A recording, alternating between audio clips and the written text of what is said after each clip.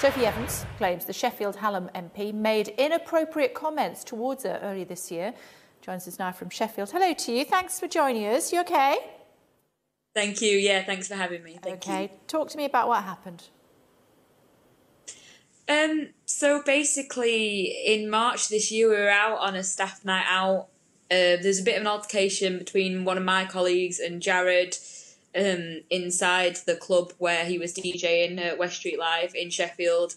We all kind of stepped outside. I was talking to him, obviously on a level, trying to find out kind of what happened. And then one of his bouncers interjected and said that I'd said that he had a problem with me because I wouldn't sleep with him, which she'd overheard me say to my colleagues as a joke because I was trying to kind of lighten the mood of the situation. And then he just flipped and said the abusive comments to me, which obviously I can't really repeat because they're not really broadcastable. What can you tell us about what he said? Obviously, you know, we are on the telly, but what did he say without being too blunt, and how did it make you feel?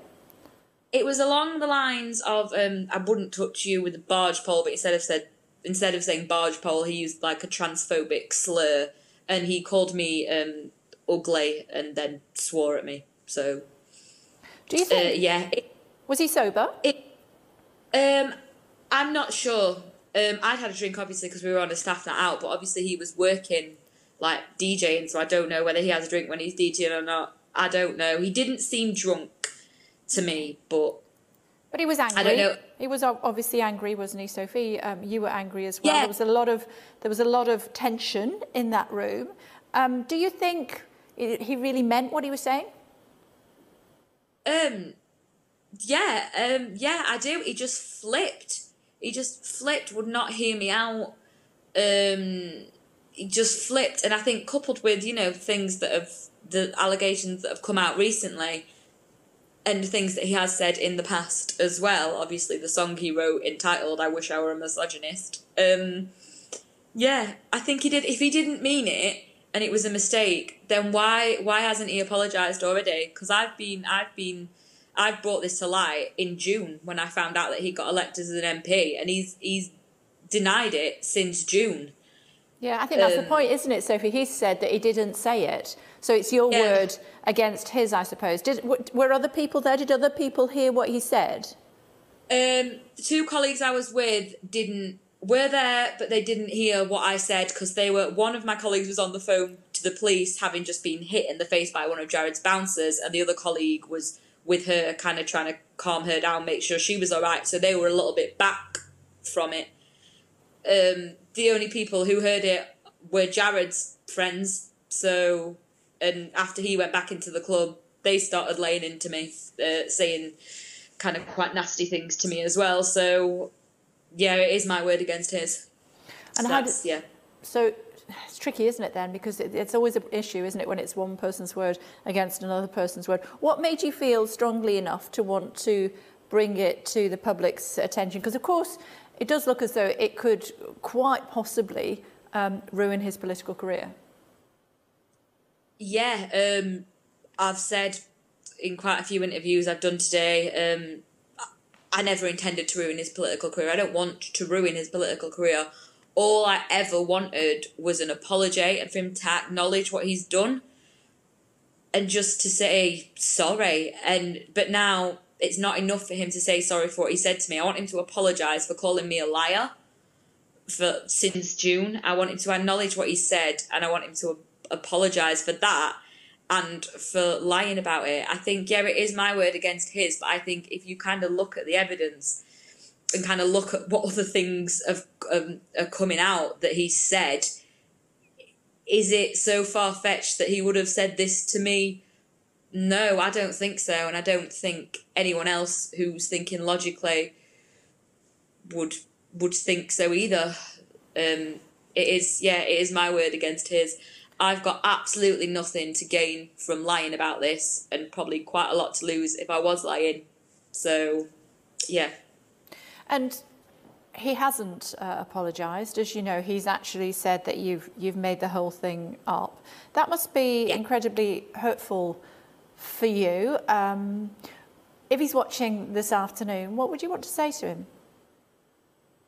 I just want to say I don't understand why you won't just apologise. If you're denying the exact words that you said, then at least acknowledge that you did say something and that there was an altercation. At least acknowledge some kind of altercation. At the very least, acknowledge that.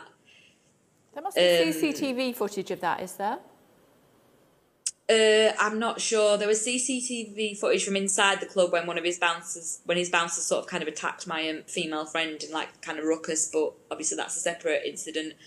I don't think there's any CCTV footage from outside the club. I'm not sure.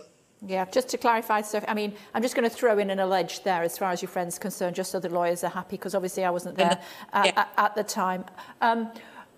How challenging has it been for you? Because obviously you've been in the public spotlight, haven't you, over the last few days? He's got a lot of friends, he's got a lot of supporters, he's got a lot of people who think that he is a good MP and an all-round good egg who was previously a misogynist and a racist, and he isn't anymore. What sort of aggravation has that caused for you?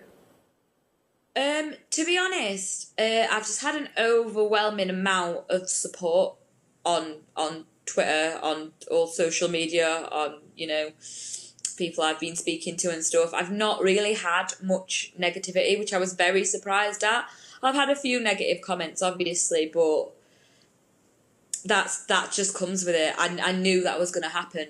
I knew that was going to happen, or I wouldn't have said anything in the first place. I just think it's a real shame that because of these negative comments, there are other women and, also men, there are other people out there that have, suffered like verbal abuse, just physical abuse at the hands of people who, like MPs or other like prominent people who maybe wouldn't say something because they fear the backlash. Okay. I wonder what you say to those people, Sophie, and I'm just putting it out there, interesting to hear what you think, who say, you know what, it's just a few words, doesn't really matter. What, the people that say it's just a few words that he said to me? Yeah. I don't think that's the point.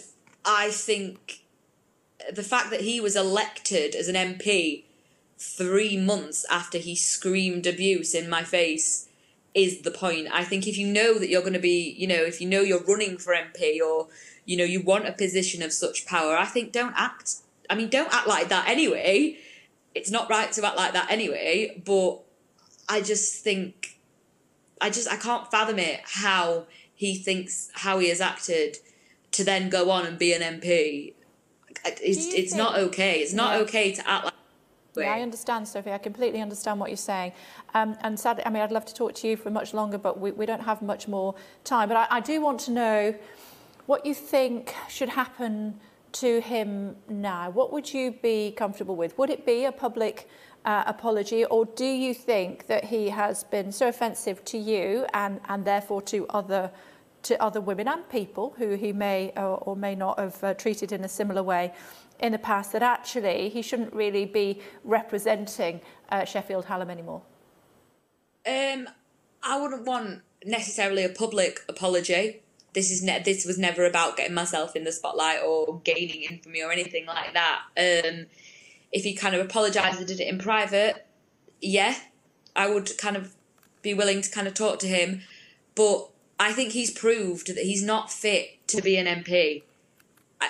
I just don't think he has a clue what he's doing. I don't think, these are my opinions, I've said them before, I don't think he's fit to be an MP at all. And what would you say as a result to Mr Corbyn then, who, I suppose has to look at making those decisions along with the chairman of the party in Sheffield Hallam? I think Jared O'Mara is embarrassing the Labour Party, and I think Jeremy Corbyn should really consider that.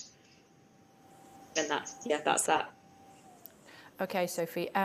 Understand how challenging it is for you to keep talking about this, but we do appreciate you taking the time. It's such a challenge on live telly as well. Thanks very much, Sophie. Thank you. Thank you.